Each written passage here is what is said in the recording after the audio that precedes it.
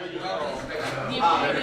Blickensderfer. I've been doing this for upcoming years. Started out being very novice, now we're comes to lights. My day job is actually a network systems administrator. I deal with computers and networking all day. Some software, write some software, but nothing major. So when it comes to your display and lights and everything, one thing that's kind of overlooked is power, not really so much power injection, but when you're designing your props, you want your props to be a certain way. But then you get it all hooked up, and you find out that your lights don't really, they'll start out nice and bright at the beginning, but by the time it gets to the end of your prop, or the end of that string of lights, it's dim or pinkish color. And we're like, well, the light string is no good. Well, actually, the light string is good. It's the wire that you're designing the light itself isn't big enough to carry the load of the current to get all the way through the string of lights. That is typical for what we call voltage drop over a wire. So what is power injection? Well, we are injecting power into a flow of electricity. It can be AC and DC both. This is all going to be on DC. To actually increase that voltage as it gets down on the wire, to increase that voltage back up to where it needs to be in operational range for a LED or a pixel or pretty much about anything that lights that is starting to dim, you need to inject power into it on the long string. With that in mind, so it's another of adding voltage. Personally, in my display, I don't inject power. I maybe have a handful of props that I have injection power, but usually because when I design my prop, I put my controller with the prop, and my prop is the lights on it is very small, so I don't have to worry about injection because I don't daisy chain from one prop to another prop to another prop to another prop. So that I don't mind. So if I'm missing some stuff on this, I might be overlooking because I'm trying to think of all this of what some people would actually do and how I do mine. You power inject from the tree? No. No. And how many strings? 32 strings. 3210. I use 30 on my Pixel tree. I have a Falcon 16 V2 with an expansion, so I have 32 outputs going to 32 strings. So I'm very underutilizing my controller, but that controller is specifically for the tree. So why do I need it? I kind of already hit it already. When your display is a full white, and it starts out nice and bright, and by the time it gets to the end, it's pinkish. Okay, I need power. I need to inject power someplace to get my tail and my whites. Trust me, when you're on a prop, you get to see the entire thing, and you're standing way back, and you see it going nice and white, and you see the pinkish, it sticks out like a sore thumb. And I've seen that a lot. The other way of telling if you need power injection, because the pixels actually have an operating voltage range. So like the 12-volt pixels, they will actually run to about 9.5 volts, maybe last a little more, before they start acting weird. When I say weird, they'll start flickering. Just no sporadic reason, especially when you're on white or something where it's pulling a lot of power, they'll start flickering. But then if you switch it to red, they don't flicker. Or switch to blue or switch to green, it doesn't flicker. It's only on white when you see this flicker. That's a dead giveaway that it's starting for power. So how to solve that is you inject power somewhere along the line where that flickering either is going to start or at the end of that flickering line. So there's numbers that you can play with of how with the numbers. I'll get on that slide in a minute. Just one thing though, when it does flicker like that, not if it's a new strand of light. The likelihood is going to be power, yes, but it could also be representing a bad pixel someplace. And usually the pixels if they're starting to be bad, it's a dead giveaway. It'll run and it will just stop. From that point on, nothing's going to work. You power cycle it, turn the power off, turn it back on. It does the same thing over and over and over at exactly the same spot. Likelihood you have a bad pixel. I just want to make sure don't confuse the bad pixel with power. But just that, because some of the scenarios of that happening can be looking mirroring each other.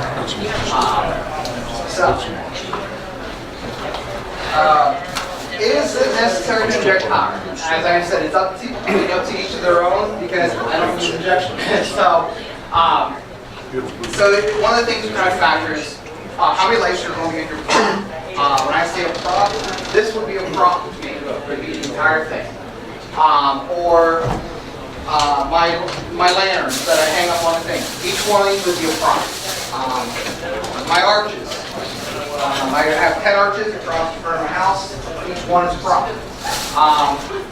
So depending on how many lights you're going to need to prop, it depends on if you're going to need power or not. Also depends on if you are, like, so when I do my lanterns here, I'll show you. When I do these here, I inject power at the top, but instead of going down and back up and back down and back up around shape, I put my power in the dead center all the way around. So I'm putting power in the middle. Power runs both directions. So rather than me coming all the way down here and bringing the power back on the other side and back up, I just do the middle and it takes care of both sides for me. So that's one thing to keep in mind when you're on a wire or a prop. It always starts at the beginning of your string of lights. But keep in mind that the middle might be the best. Now, instead of having to inject power at the beginning and at the end of your string, it already comes with these here, but with the ends. But if you are building a prop that you say, okay, if I add middle power in the middle, it's going to take care of both ends. I don't have to do it once. So that's why I say I don't inject power, because really, when I make my model now, I really think about power. Okay, I get away with putting it here or rather than here. One of the things that to compensate for power loss is actually drop your brightness down. That's a quick, easy way. When I say about having a flicker, is start letting it flicker. But if you're in your software, start dimming it down from 100%, say down to 75%. If the flicker goes away and it's still white, then you know, okay, it's definitely power. So then you definitely know, okay, I need to get power. I don't run, I think the majority of us probably don't run our pixels 100% anyways.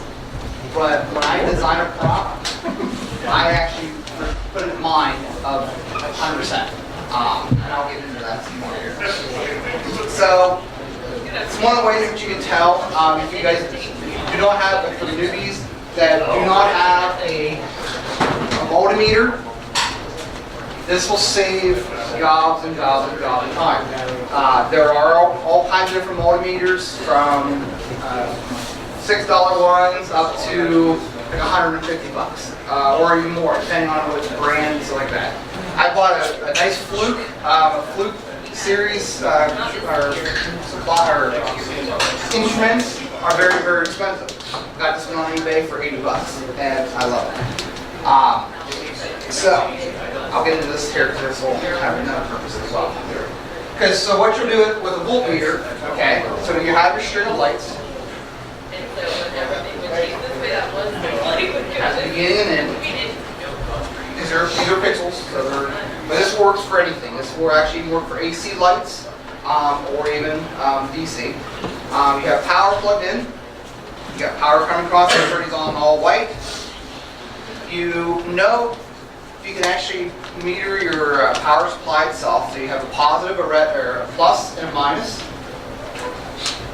So along with your red and black on your leads. Red is plus, black is minus. There's a setting on there for DC for voltage. You can put on there and it actually gives you a reading of, say, 12 volts. So you know what 12 volts is going to be at the beginning, but you just don't know what your voltage is going to be at the end of the string. So at the end, find the other end. You have a set of pins. If you can figure out which one is which, there's usually on on all the forums, especially with the pixels, you actually have a drawing saying this pin here is plus, this pin here is minus, this pin here is your data. So then you just insert, same setting, BC, insert them into the end, and actually take a reading. If it's showing like 5 volts, for instance, you have 12 at the beginning, 5 at the end. 5 is definitely very low for low operating range. For a 12 volt pixel, you definitely need to inject power. So, but without knowing, having a multimeter, you would not know that information. So that's what will give you a decision on, okay, do I need to use the entire string, or do I want to just drop the voltage down, or the brightness down, or do I really want to inject power? Again, that's up to you. So, as I said before, I go with props to him. I handle 100% brightness. There's mostly because when I design something, I want it to be foolproof, and I don't have to worry about, oh, I forgot to turn my brightness down, and I'm going to char a DC-DC buff converter or a different part of components I put into my stuff because I don't want it to exceed that power rating.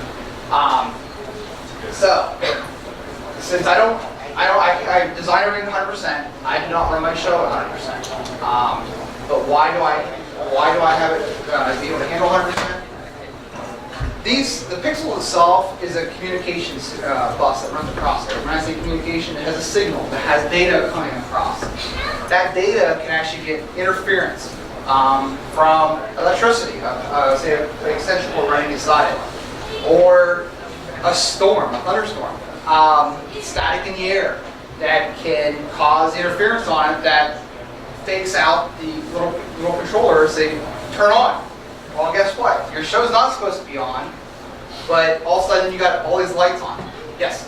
I've got a question for you. Going back to the or earlier, speaking about this, so I know what you said you usually test at the end so to make sure that, do you also use, I guess, Ohm's law to kind of get preliminary information? Because I got to create a spreadsheet to do all this for me, so that I can say, okay, this I is have what another I slide expect. that will answer your question. Okay, good, Yes. good. I was saying, I was planning on using multimeter to kind of say, yes, this is what I got, because that's what I expected, but it's safe work up front.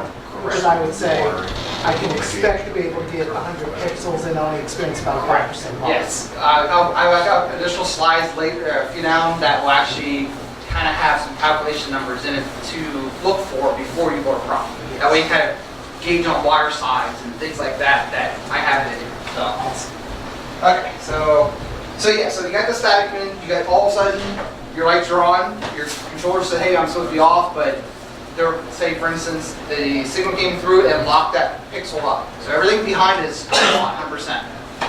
And you don't notice until morning or maybe in the evening when your show starts back up. So during the day, it's hard to see white.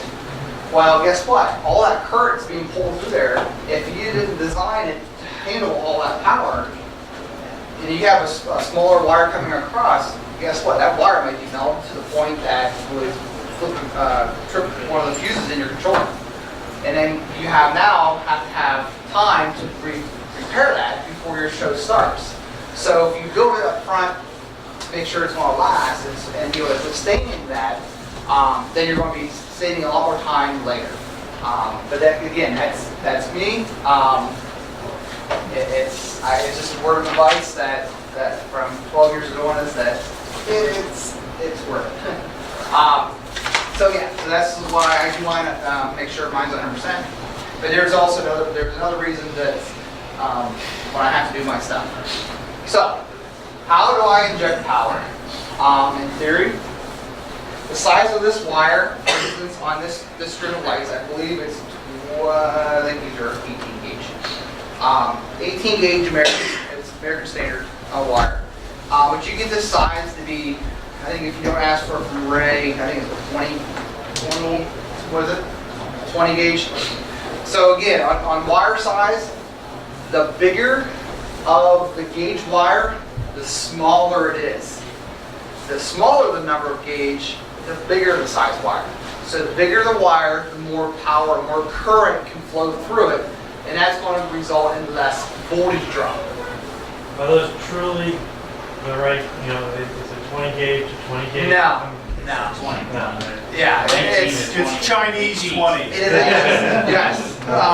So yes. Even though it says it, it's not truly at that spec. Correct.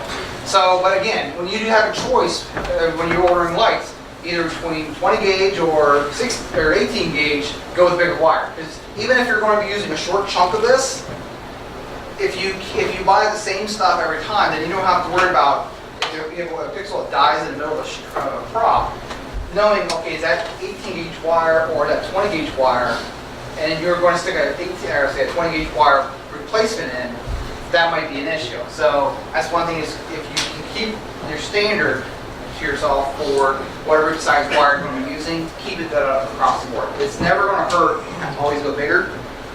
It'll save you a lot of time in the long run. So the theory of injecting power is using a larger wire. So like using an extension cord wire, say that those are going to be 16 gauge wire, for instance.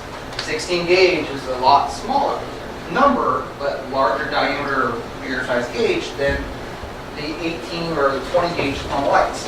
So to inject power, you run both the positive and the negative along with it. So you would have, like, say, an extension cord. It has two wires in it.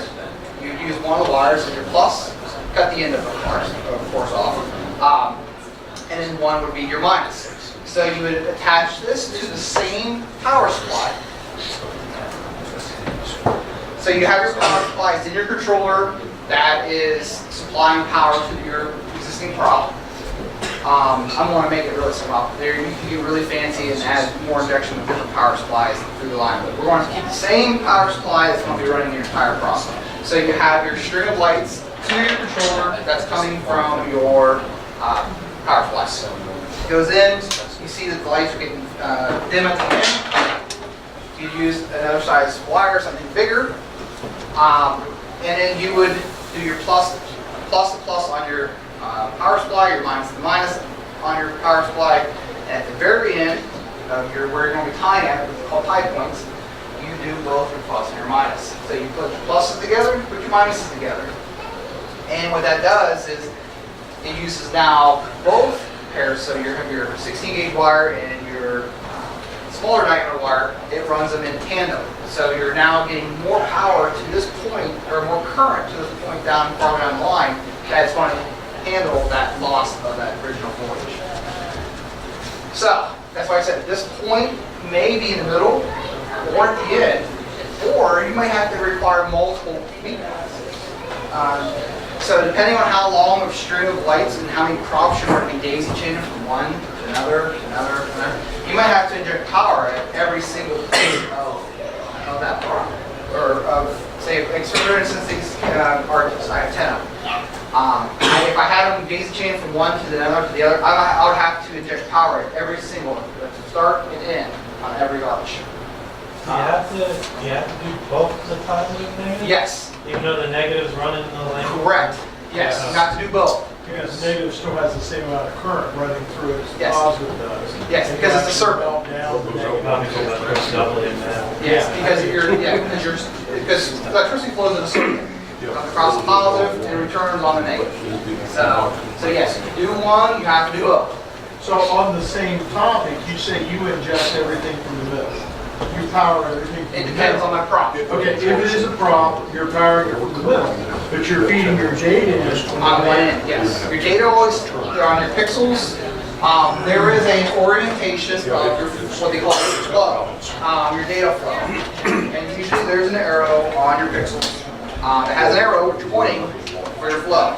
So this particular time, the arrow is pointing to my left, and of course here's your start. So this would be where your data will come in. There's the first pixel down through the line. But your arrows represent where you have to put your data sets. Because that 8211 is actually a little processor, right? It has data in, data out. Yeah. So, okay.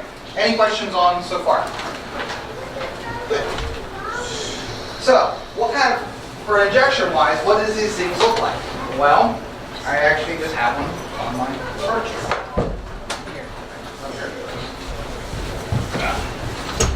They're just like a little tee. Some of them you can actually insert. You can physically tie it or cut the coating off, figure out which wire is what. You can actually solder and protect it right directly in the line. Or if you want to get fancy and you know your prop's going to be coming apart a bit, you can buy little tails or little tees.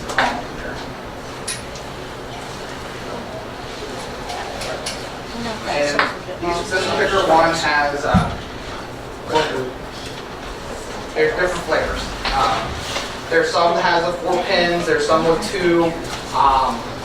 There's some with 3 in the middle. So when you do order them, make sure it has a picture of what this actual key looks like.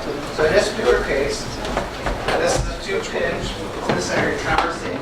So this is only going to do power and your minus or your negative voltage. So you have your positive and negative coming into the line of this line that's going to start coming across. So this is your signal path. So this is from the first string of lights. This is your second string of lights. So with this key in the middle, your string comes across, will go into here, and then, well, actually, back away with your mail. And then as it comes across, then this power is going to inject power into here. So this is actually not just going to solve this issue, but it also will work backwards as well. It's going to help the previous string. And then you can do this at every, say for instance, for every string of lights, so 100 counter, 200 counter, you can put one of these in the middle and inject power at every single point, or 200 feet. That is going to be a magic number. That's what's my next slide. So if you had a 3-pin, you'd pull up the down and down. Well, normally it all depends on, look at, when you order them, look at them. See on mine, this is a 4-pin that's in my center. And these are 3 pins on the end.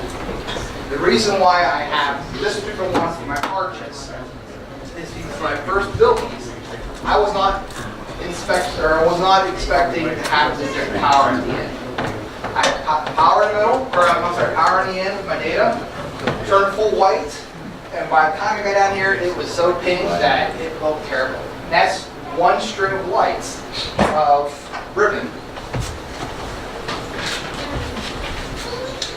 And these are 5 volts, so, and this ribbon looks like this.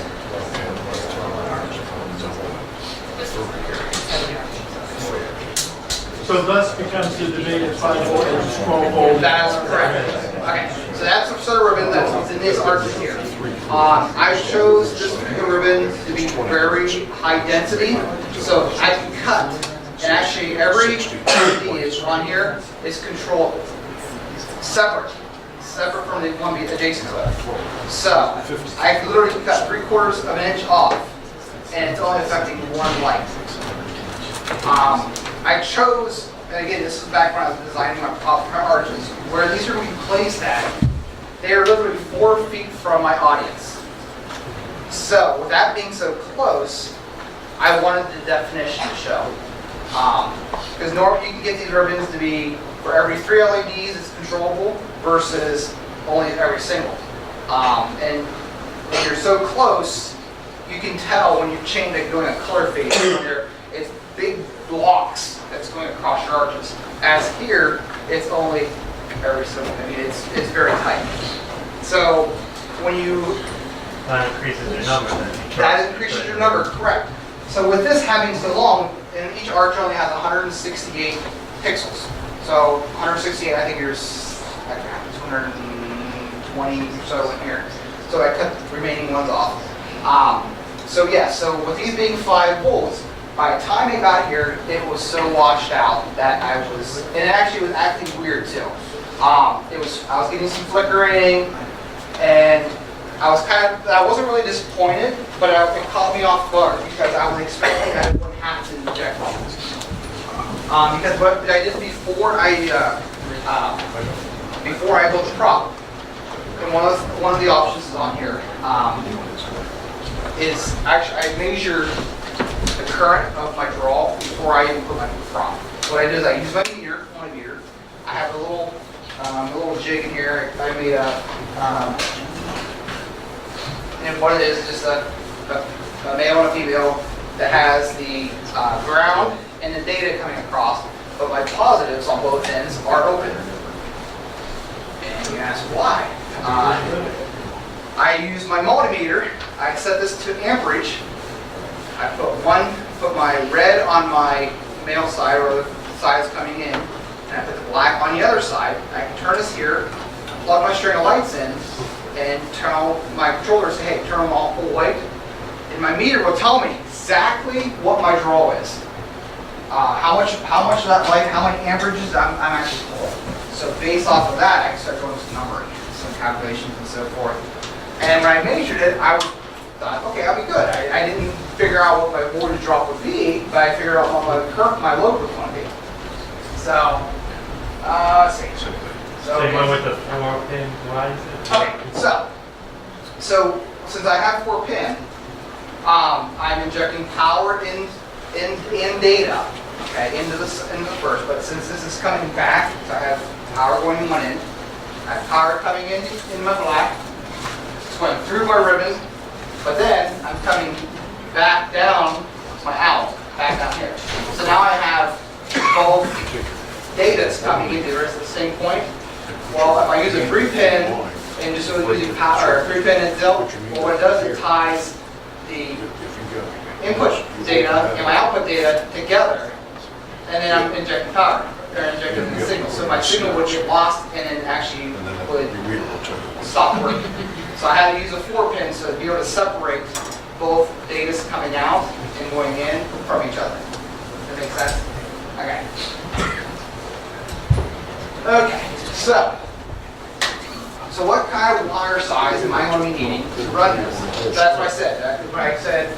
How do I do that? I use a multimeter with a DC option. So here's what it is, my power supply. I use my red lead, it's going into my meter. The black lead coming back out goes into my light. And the ground goes directly to the light itself. And then you turn on your voltage. You actually even see, as you're ramping your lights up from nothing to 100%, you can actually watch this thing in real time, what your actual rating is going for. So, I mean, that's very good data to look at to figure out, oh, wow, okay, that's going to require a bigger size wire, or another option or another solution to comprehend and make sure I'm going to be needing what I need. So, once you get that number, you take the size, the length of wire, you figure out your draw, you got your voltage, and the next thing you do is you go to this website. This actually is an online calculator that asks for all this information and spits back all kinds of good data. So, stereo pixels, that's a great example. Over 16 gauge wire, that's really high, but that's okay. Current draw will say 3 amps and 12 volts, and I'm going to go a distance of 50 feet. So this website takes you here, and you put in a number. I use copper wire, I put in 16 gauge, 12 volt, DC, and then here, the number of conductors.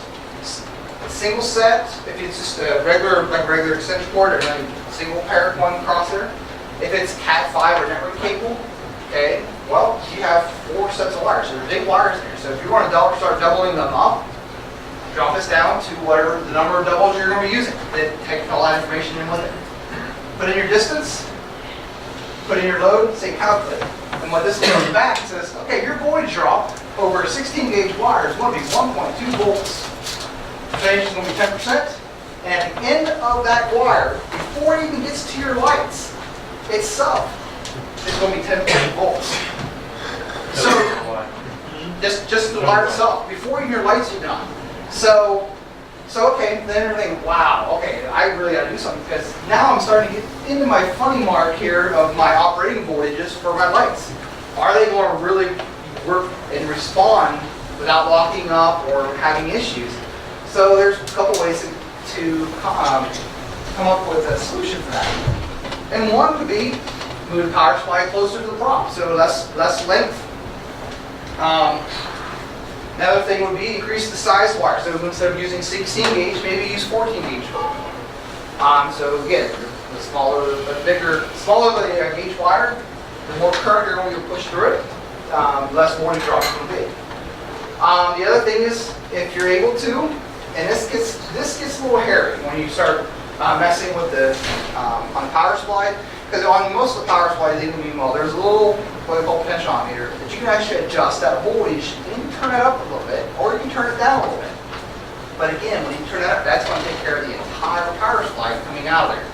So you could turn it up a little bit to compensate for that voltage drop going across this wire. So instead of being at 12 volts at the beginning, now let's say you're at 14 volts. If you lose down or lose a volt and a half, okay, then you get to the end, it's going to be right where you need to be at. That's a good thing. But if you have other things on that prop as well that are shorter length of cable, that's going to play those numbers. In that one, it's going to have maybe too much power at that particular center lights, and it's going to make burn them up. So that's what adjusting the voltage on your power supply is very tricky because you have a lot of things that you have to comprehend with that, and also make sure that nothing else is going to be affected by it. So I guess it'd be okay if it was like, if you just had a run from the power supply to A single prop. a single prop or something that was further away, because it's affecting the voltage. Or if you have two props that are equally distance apart with the same size wire. So as long as again, Use that power supply in the same spot as you get. correct. You can take those numbers though of your length and actually put them on an online calculator and figure out, okay, I'm within a volt and a half, or say a half volt. Okay, that's going to be close enough that it's going to be okay. So you can work those numbers and actually see if it's going to work in your advantage. Well, this really is a historic problem because from the very beginning of power distribution in the United States, there was an argument between AC/DC. Edison and Marconi about Yes. AC/DC, right? Yes. And then, of course, later it became a great band. But, if we can get AC to the prop and put the DC conversion at the prop, that's what I like to do. Then you can use the shortest possible range you can. Of course, then you're increasing your complexity because you have another power supply and a point of failure and something else to weatherproof. So there is another option, and this is what I use. I use these in probably 60% of my props. I use a DC to DC buck converters. These things are great. These things are very, very, very small. And you say, what is a DC to DC buck converter? Well, it is what we call a step down. It's like normal everyday electricity. Your high tension wires that's coming across, that's going from distribution to distribution, maybe 10,000, 20,000, or even 40,000 volts. Well, when it comes to your home, you have a transformer out there. Okay, that transformer jumps from that high voltage down to 220 volts. So that's good because they're calculating voltage drop in their high tension wires. They may be going 50, 60 miles. And so the transformer says, okay, as long as I get maybe 1,000 volts out of it instead of 20,000, hey, I'm still good. I can still drop it down to 220 volts. Hey, we're good. So that's what they're doing. Their AC is high voltage to distribution or to a transformer, then drops it down to your operating voltage. So in that book, it doesn't matter how far they go. They can have a house that's maybe 1 mile away from their main supply, or they can have one 20 miles away, and doesn't matter. They are still looking at 220 volts because that voltage coming in is much higher than what they're actually needing to be output. So that's what these DC to DC buck converters come into play. So what I have personally is they actually make multiple different kinds. This is a 5 amp. This is a 3 amp, so they actually do have different sizes and so on. You have buck converters that has little displays on that will tell you voltages. There are some that will tell you actual current draw. That's kind of good, but they're within reason. Usually they're for lower amperage, like maybe an amp, maybe 2 max. If they will actually tell you on yours, if it is an amperage reading, it'll tell you maximum of 4 amps. Well, how do you know if you have 4 amps? You go back to your multimeter. When you measure your current on that prop, it tells you. Because this comes into play for me a lot. I need to know exactly at full 100% brightness what this arch is going to point. Because inside of each one of my arches, in this little pillar, is a 5 amp DC to DC buck converter. I push 12 volts down the line, I can go, on this particular one, my power supply from Arch is sitting in the center. I think my longest distance, I think, is 40 feet or so. I'm over Cat 5 cabling. I pair up, use 3 pairs for positive, I'm sorry, 3 wires for positive, 3 wires for negative. Actually, get back to 4 wires for negative because I use the last wire for my data here. So actually,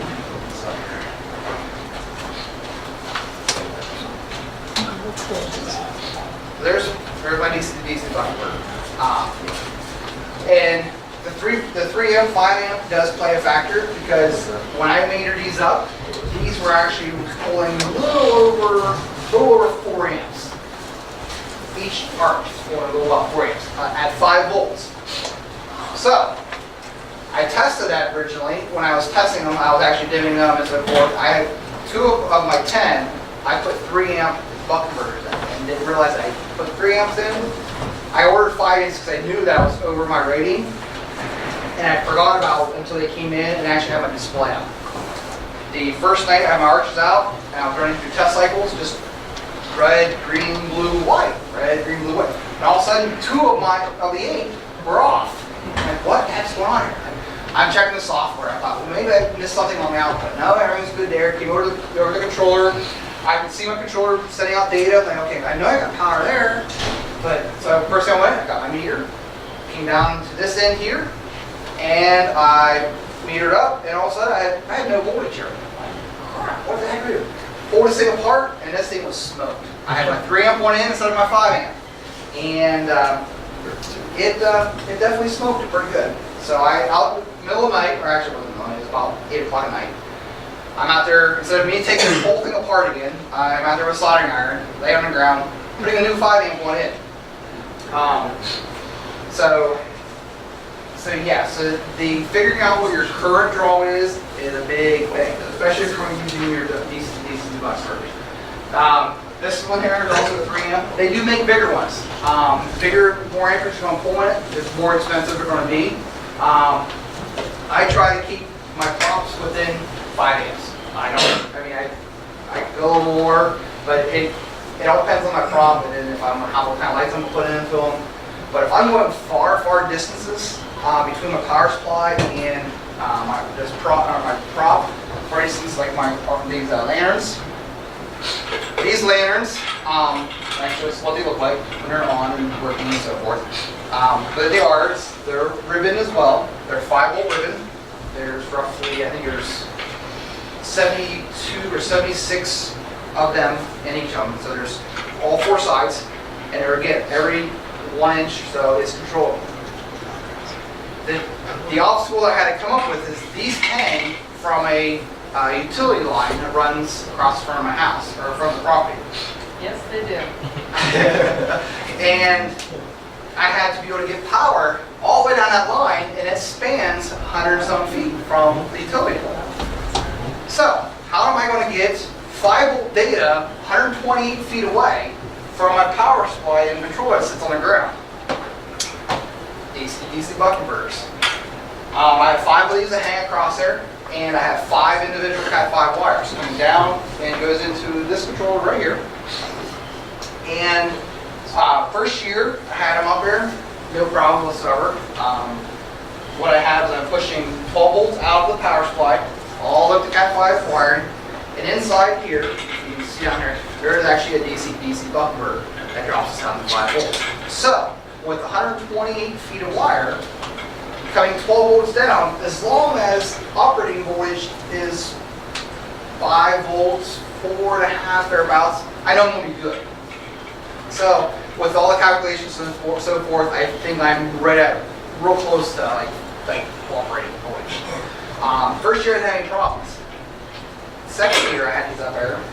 My farthest one, that's 120 feet far long, was flickering on white. And I'm like, crap, it's already up, and they're 22 feet in the air. I want to fix this. And it dawned on me, I have buck converters and all these, and my buck converters will supply voltage anywhere from 5 volts, actually I think 7 volts to 35 volts. So that's my input voltage. It could be anywhere in between there, and I know it's going to output exactly what I have set at. In my case, I had set out output exactly at 5 volts. So what I did, I came over to my power supply, and I turned it up a little bit. I turned it up to about 14.2 volts. So I'm pushing 14 volts down the wire, and I get to the end, guess what? I'm in operating voltage now because my DC to DC buck converter is dropping it down to where I need to. And all the other 4 that's in a row, I could care less if I bump that up or not because the buck converter is allowing up to 35 volts. So my output is 5 volts per lasers, all 5 of them, and 120 feet. So that's why I said I don't use power injection. I use these. What's the cost on that? The 3 amp was about $1.25. The 5 amps, I think 3.5, something like that. These ones a little bit more. Ones would have the displays on a little bit more. I get them on eBay. You can tell the difference between the two. The 3 amp, if you actually look at the two, the 5 amp has this big coil on it. If you see this coil, you know it's a 5 amp. If it doesn't have a coil, then it's going to be a 3 amp. So that's a dead giveaway because everything else is identically the same on them except for that. And then they have some, these are of course either not waterproof, so you have to put them in a waterproof enclosure. So I put them in a 1-inch tubing, a piece of pipe. These ones here are more expensive, but they are 100% waterproof. They actually have an epoxy-based coating that goes in them, that they injected in them, and you do whatever you want here. You can actually submerge these things and they're perfectly fine. But the problem is, these don't fit nicely in a 1-inch tube. So you have to kind of work your prop with what you're going to be doing. So yes, so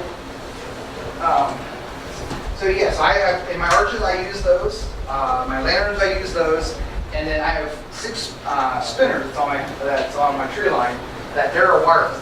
They're using the ESP 8266s, and they are 5-volt pixels. And I'm doing the same thing. I have a 12-volt power supply. I inject power down the line, and inside my tube I have my wireless, my ESP, and I have the DC-DC buck converter. And I had to use 5 amp ones in there because I have 96 pixels on there, and on each prop, and I'm within margin of the load on. And you can buy then just 12-volt power supply. That is correct. And that also makes it nice because then you don't have to worry about, oh, this is a 5-volt power supply, this is a 12-volt power supply in this prop. All my power supplies are 12 volts across the board. So it's one power supply I need to buy. I can have a stockpile of them if I want to, and if I'm in a rush, I know, okay, I don't have to worry about this. It's 5 or it's 12. Especially when your shows are going to be on in 10 minutes, and you hear stuff coming down the streets like a train coming down, and you hear people on it, that you know that you have your display running, you're running ragged. That's the last thing you're going to think of is 5 or 12. So, any questions yet? How Yes, often Tom. how often have you seen a buck converter fail where it fries your string, or does it not do that at all? What's that? Does your buck converters fail ever? If you draw too much current from through it. I mean, have they failed on their own where you've No. you've lots of string? Nope. Okay, good. No. I've got 21. I've got about 25 in my shell, and the other 2 I lost is when I overpowered. Okay. When I say overpowered, I drew too much power from them over their ranking. And you've only ever seen them fail open, not closed. Correct. Yeah, They should fail open. Yes, that's correct. Open means that it will kill power there and will not pass the power on into your display. So that would be a bad thing if you have 24 volts coming down the wire, you're dropping it down to 5 per se, and it's a shorts out closed, and now you've got your 5-volt pixels that are running at 24 volts. That's not right. Dan, I would also just point out, Yes. since we have people from outside Ohio, it's cold here when we go to shows. And again, these operate in a big range. We're talking about using 12-volt supplies for a 5-volt pixel, but you could use a 24-volt supply, you could use a 35-volt supply, and these things will still work. Yes. But again, there's no magic in the world. The more power they drop, the more heat they generate. So if you're in Texas or Florida or something and you go with this methodology, you may have to do some experimentation in terms of air movement. All mine are sealed up in this tubes. I mean, my arches, actually I've had some that are literally only 3 inches long, and I have buck converters in them. And I have some that has heat sinks on them, and a lot of them don't. And I'm dropping 5 to 12, and they're not heating up at all. So, Yeah, I'm just talking about people that right, suffer living in requirements. warm. Yeah. Yes. When you were talking about the buck converter, you called it a 5 amp Yes. as opposed to a 5 volt. Okay, amperage is current. Amperage is what okay. Voltage and current are different. Yes, they are different, and they are inverse. So, if you have as your voltage goes up, your amperage goes down. Okay? So on 5-volt pixels, if you're running a bunch of them, you're going to have a higher amperage than your voltage. On 12 volts, if you're running 12 volts, you would have 12 volt supply, but your amperage would be much lower than a 5 volt. Because they're directly inverse. One goes up, the other one goes down. So if your current goes up, your voltage must go up. So the only way to compensate that is increasing one of the two. So if you want to have lower amperage, you have to increase your voltage up higher to be able to compensate for that, but you want to get down to that level for that operating range. So Another way to explain that is each pixel or bulb or whatever needs 5 volts. We all know what a volt is, think of batteries and that sort of thing. But each one of those requires a certain amount of amperage. That's sort of the power behind the voltage. That you add, the 5 volts will be constant whether you have 1 bulb or 1,000 bulbs. Amperage is additive. So however much amperage each bulb takes, if you have 10 bulbs, you take 10 times 1 bulb's amps. And that's how you do that. on theory, an LED, not a pixel LED, but just to say a red LED itself. Most LEDs are 20 milliamps of power it takes for forward current to make that thing work. Besides the voltage, voltage is either 1.8 or 2 or even 2.5. But that 20 milliamps is the base number that it has to have. That LED is going to draw.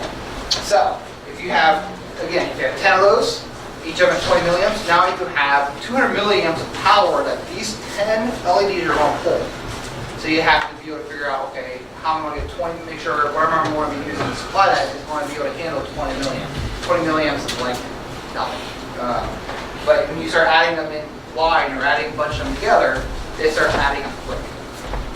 That clearer or kind of muddier, more water.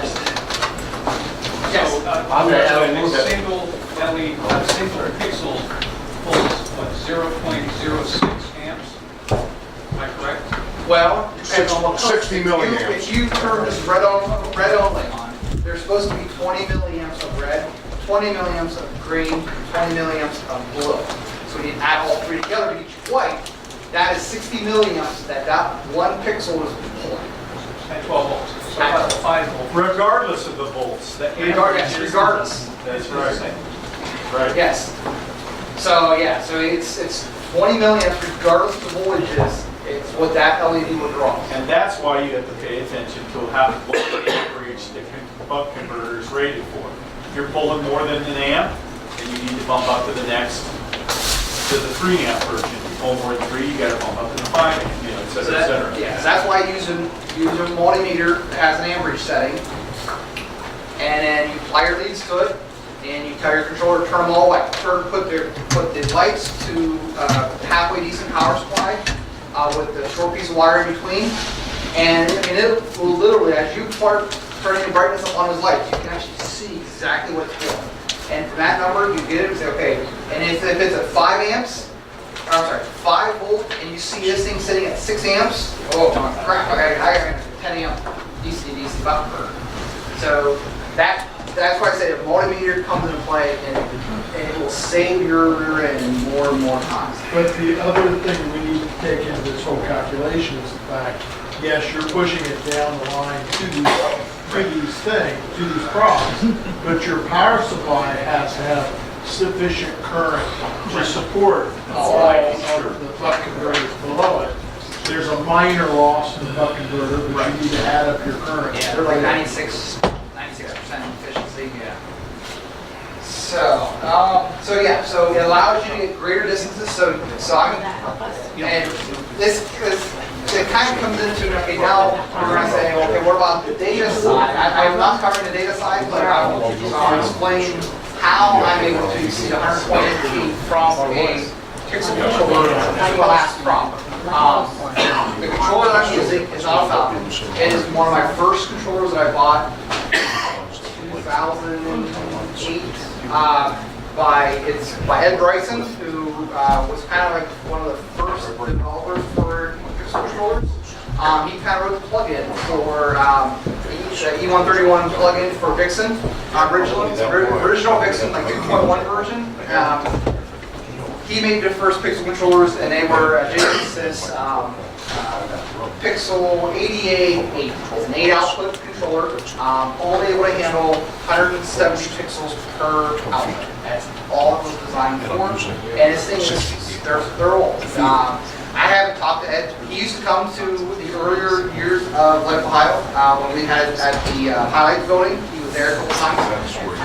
Super nice guy, very intelligent, but I think he's pretty much kind of out of the picture now. I really enjoy his controller. I really like him. I love him in my show. And it's one of those things that if it works, why get rid of it? So I have those, but one of the limitations is going from the controller to a great distance of passing that data down the line. So I end up using, and these are on our forums and so forth, it's called a UAMP. And pretty much what that does, it takes the data coming out of the controller, cleans it up, scrubs all the impurities out of it, and makes it a nice, solid data stream. And it has a little amplifier to it. So it will be able to push down a wire that can normally only be maybe 6 feet max, down to 120 feet, 200 feet. 120 is the max I tested it with, and it doesn't answer feet. So at the other end, there's nothing. It goes directly into the 2011 ribbon, so there's no only one end, and it's literally right there off the controller. So, because if you're trying this and you're all of a sudden you're like, well, lights aren't lighting them at all. Well, when you have power and have current and everything else, that's the data side. Data is able to get there. So you have to kind of spice it up a little bit and get in there. Let's see what else. Okay. So yeah, so I actually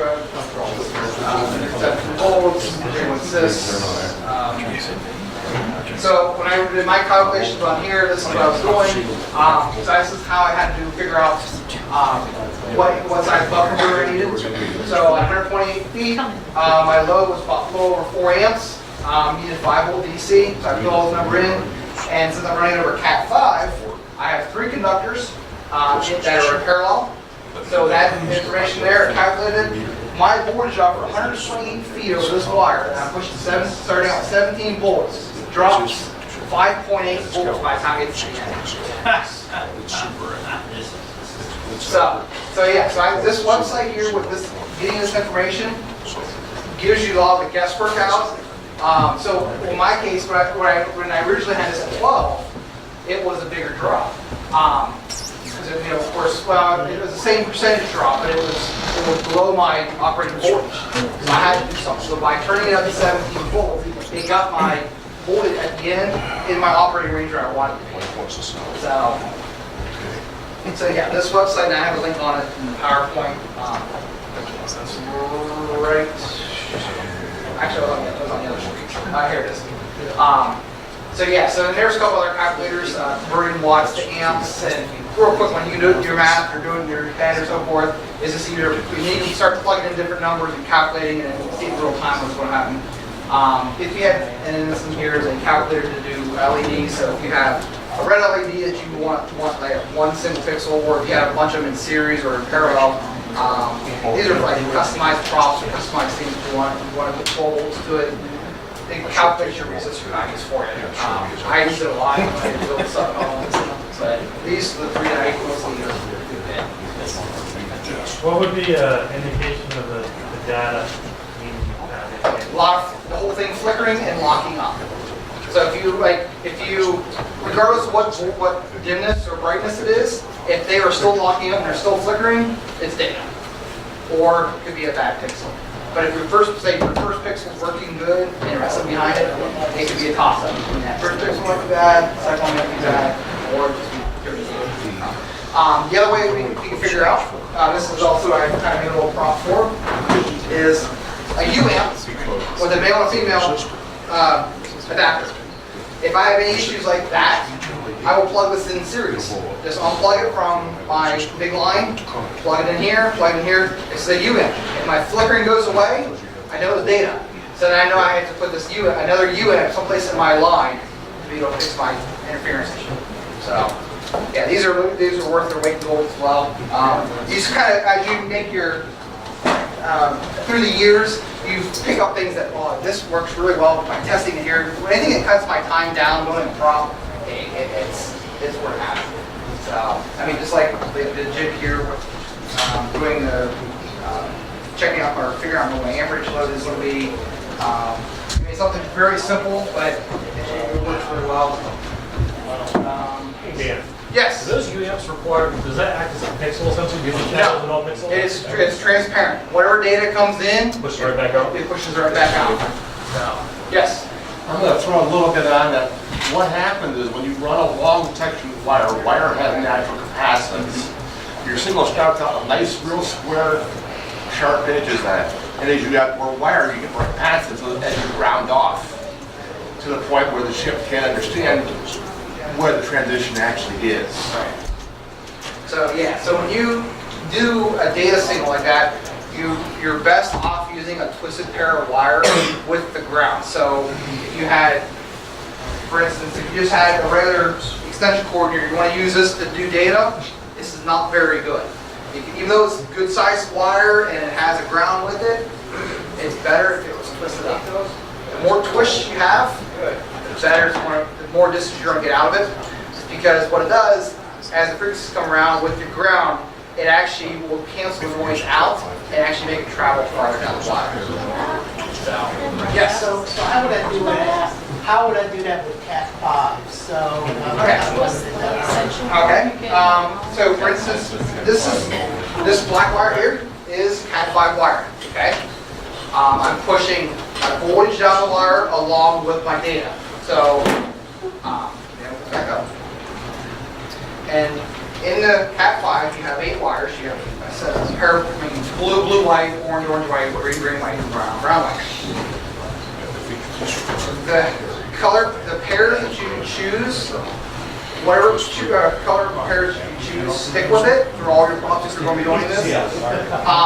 Because it can get very hairy. So in the middle of it, you have to put a UAMP in here. And if you know, okay, on this particular prop, my solids are together, my whites are together, as my voltages, well, I need to know that when it gets here in the middle. Without opening the end up, if you keep it all consistently the same for all your props, then you know without opening the end up exactly it. All my solid colors are my plus, and all my whites are my negative. So yes, in this particular case, I have my solid orange, green, and brown wrapped together as my top. All my white wires, white, orange, green, white, blue, white, brown, white, are my negatives. My blue is actually my data wire. Okay? So I know that my blue and my blue white are twisted together coming down this wire. So that's going to solve my interference issue and get my longer length out of my data. Okay? So Because you twisted it with the ground. Correct. If you twist it, if you say, like, say I want to use the orange white as my data and your orange is your positive, you get bad results because your plus voltage is going to throw interference in with your data, and you're going to get sporadic noise.